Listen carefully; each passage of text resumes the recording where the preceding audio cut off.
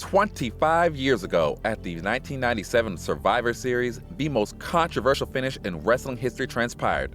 And there still isn't a consensus around whether the Montreal Screwjob was a hoax or not. You're heading towards a shadowy intersection of sports and secrets. You've just crossed over into Conspiracy Thursday.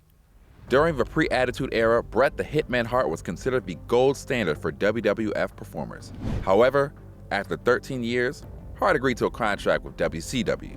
And with only a few weeks remaining on his contract, Hart remained the reigning World Heavyweight Champion of WWF. McMahon's preference was for Shawn Michaels to defeat Hart, who was wrestling in front of his home country's fans.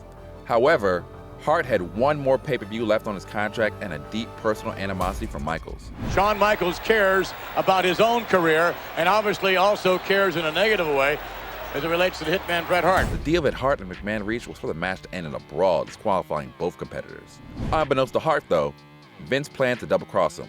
Once Michaels placed Hart into his own finishing move, the sharpshooter submission, the agreed-upon storyline called for Hart to bust free. Instead, McMahon ordered referee Earl Hebner to end the match before Hart could break the hold. Consequently, Michaels' win kickstarted the Attitude Era. While Hart left on bad terms, Ben wound up retiring from wrestling due to concussions 2 years later. It's still difficult to tell where the blurred lines between storyline and reality end in the Montreal Screwjob. I'll defend you if you need to be defending, but it all ends up, it's all about business. To this day, conspiracy theorists insist the whole bit was an elaborate Russian doll of storyline on top of storyline on top of storyline. But a few factors say something to the contrary. The black eye McMahon sported after meeting with Hart in the locker room cast doubt on the claim the whole thing was scripted.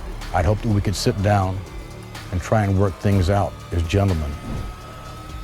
That's what I'd really hoped for. And Bret Hart himself has stuck to his story more than 2 decades later. So, what do you think? Is the Montreal Screwjob a classic example of McMahon's trademark deceitfulness? Or the most intricate storyline in wrestling history so that Hart could leave with his pride intact by having fans blame Vince while also giving the WWF owner what he wanted? Thanks for watching and stick with Deadspin. Make sure to like, comment, and subscribe.